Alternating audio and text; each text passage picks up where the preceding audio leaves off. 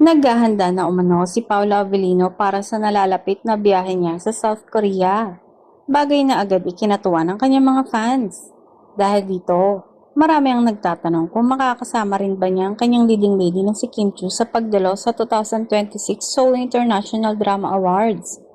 Parehong nominado sina Kim at Paolo sa kategoryang Outstanding Asian Star Philippines. Kaya naman umaasa ang Kimpo fans na makita silang magkasamang romampa sa red carpet ng prestigious International Awards event.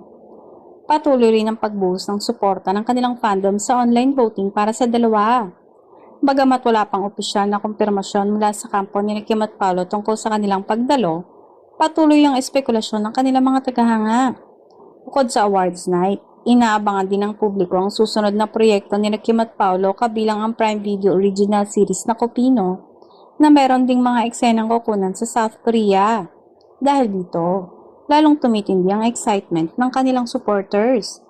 Sa ngayon, hinihintay na lamang ng Kimpo fans ang opisyal na announcement kung matutuloy ang sabay na paglipad ni Kim at Paolo sa Korea. Kung mangyayari ito, tiyak na magiging isa na namang hindi malilimutang sandali para sa kanilang mga tagahanga at isa pang milestone sa kanilang tambalan.